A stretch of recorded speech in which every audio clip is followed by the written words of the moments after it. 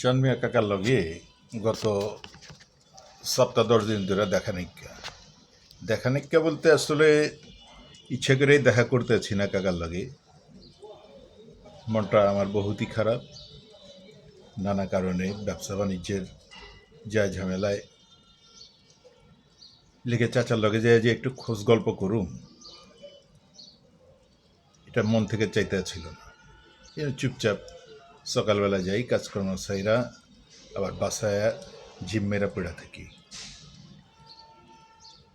কিন্তু চাচা তো আর ছেড়ে দেওয়ানোর মানুষ না। ফোন দিয়া বলছি, কি রে বাতি যা, এই জুম্মাবারে তোর লগে দেখা হইল না, মসজিদে বি দেখা হইল না, মহল্লায় বি দেখা হইল না, তুই বি আইলি না, ঘটনা কি? তোর কি শরীর খারাপ নাকি? আচ্ছা, একটাবার তো খোঁজ খবর দিবি তো, কি হয়েছে কনা? না কাকা, শরীর ঠিক আছে, দেমাকটা কাকা একটু খারাপই কাকা। কেন, কি হয়েছে? এই যে কাকা দেখেন, এই সমস্যা ওই সমস্যা, সমস্যার তো আর শেষ নেই। এর মধ্যে এই যে যুদ্ধটা লেগে গেল আমেরিকার লগে ইরানের লগে, আমেরিকা ইরানের উপরে হামলা চালাইলো, আমরা তো কাকা চুনাপুঠি, ব্যবসা বাণিজ্য যাই করি, এই এইসব যায় ঝামেলার মধ্যে কাকা ব্যবসা বাণিজ্য হইব? আমগো তো ব্যবসা বাণিজ্য ইউরোপের লগে, আমগো তো ব্যবসা বাণিজ্য আমেরিকার লগে, আমগো এই যে টুকিটাকি গার্মেন্টস যা যায় সবই তো কাকা ইউরোপ আমেরিকা যায়। এখন তারা যদি এদিকে যুদ্ধের মধ্যে ব্যস্ত হয়ে থাকে, তাইলে আমগো ব্যবসা বাণিজ্যটা হইব কোন জায়গা থেকে?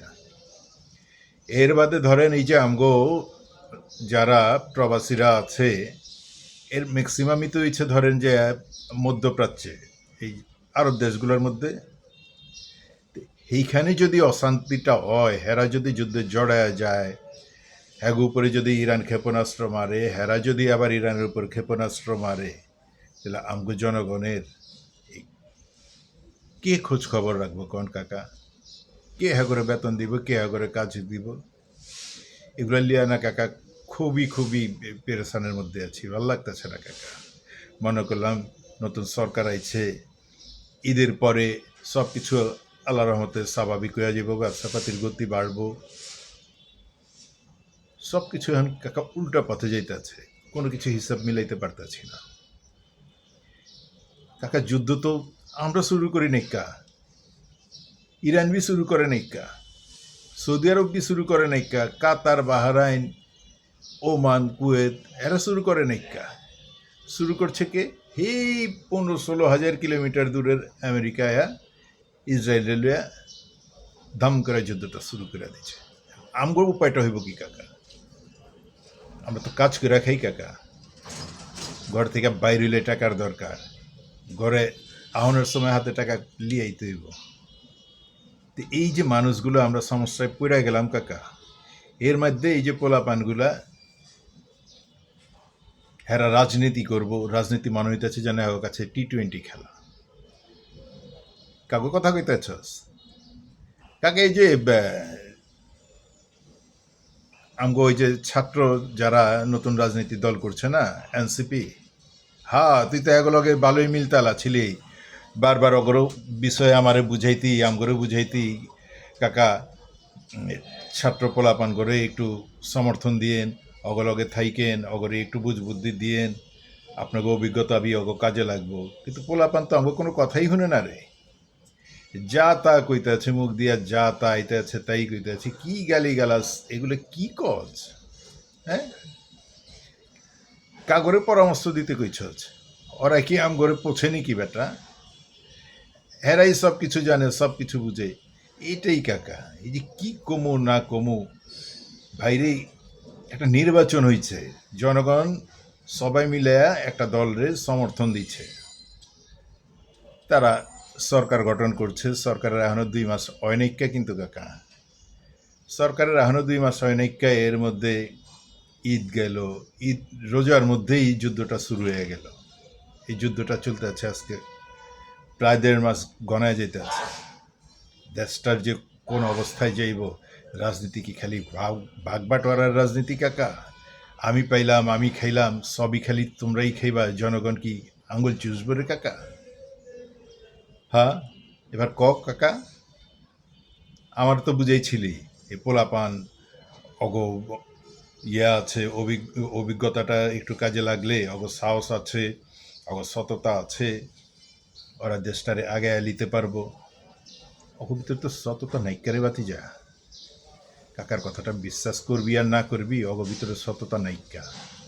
ওরা লোভে পড়ে গেছে রে বাতি যা, ওরা মারাত্মক লোভে পড়ে গেছে।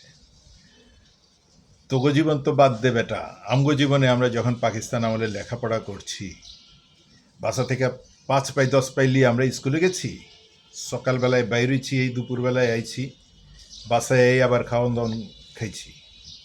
আর এখন এই যে এইসব পোলা পান ম্যাট্রিক পাস করে নাই, কেউ ম্যাট্রিক পাস করছে, কলেজে গেছে, কেউ বিশ্ববিদ্যালয়ে গেছে, এরা যায়া সচিবালয়ে বয়া বাগবাটোয়ারার রাজনীতি করতে ছিল। এটার মধ্যে তো বাধা দিয়া দিচ্ছে নির্বাচন। অগ ভালো লাগবো? কেমতে ভালো লাগবো ক?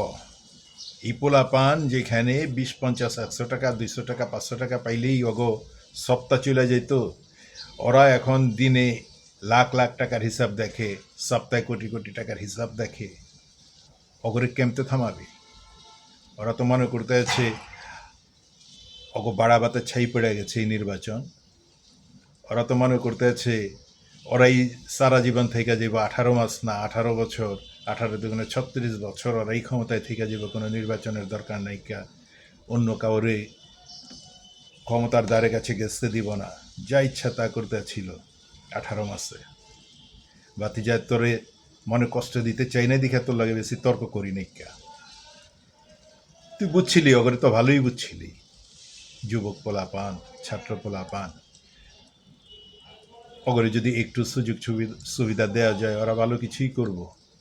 তখন ভিতর তো উদ্দেশ্যটাই ভালো ছিল না রে। যারা হাইটা চলাফেরা করতো, যারা টিউশনি করে চলতো, এরা এখন কিভাবে এই দামি দামি গাড়িতে 70-80 লাখ, 1 কোটি 2 কোটি টাকা দামের গাড়িতে চলে? একটু বুঝে ক আমারে। তুই তো আন্দোলন সংগ্রাম করছস, তোর জীবনে কম করছস? তুই কম খাটাখাটনি করছস রাজনীতির পেছনে? তোর দেখি এখনো কাজ করে খাইতে হয়। যুদ্ধ শুরু হয়েছে কোন দেশে, তুই এখন দেশে বইয়ে চিন্তায় পড়ে গেছিস, আমার লাগে দেখা করছ না, কথা করছ না, ঘরের মধ্যে ঘাপটি মেয়েরা পড়ে রয়েছিস। তার মানে তো পরিশ্রম করে টাকাটা কামাইতে হয়, এর লিগা তোর ভিতরে চিন্তাটা ঢুকে গেছে। অত তো কোনো পরিশ্রম লাগে নাই, ওরা ধাম করে সংসদে গেছে গা। এখন ওরা মনে করতে যাচ্ছে বিএনপি কে লাগা করে মন্ত্রী বানায় না, মন্ত্রী বানাইলেই দেখবি অগর সব লাফালাফি শেষ। তখন বিএনপির চেয়ে ভালো দল নাইকা, তারেক রহমানের চেয়ে ভালো দল নাইকা, পৃথিবীর শ্রেষ্ঠ মানুষ হয়ে যাব তারেক রহমান, তারেক রহমানের দল। বুঝছস নি? অগর ভিতরে লোভ ঢুকে গেছে বাতি যায়। মনে কষ্ট লিস না, ভুলটা বুঝতে পারছস, এখান থেকে নিজের শুদ্ধ করে আনে, মনে কষ্ট লিস না। অগর ভিতরে লোভ ঢুকে গেছে, লোভ।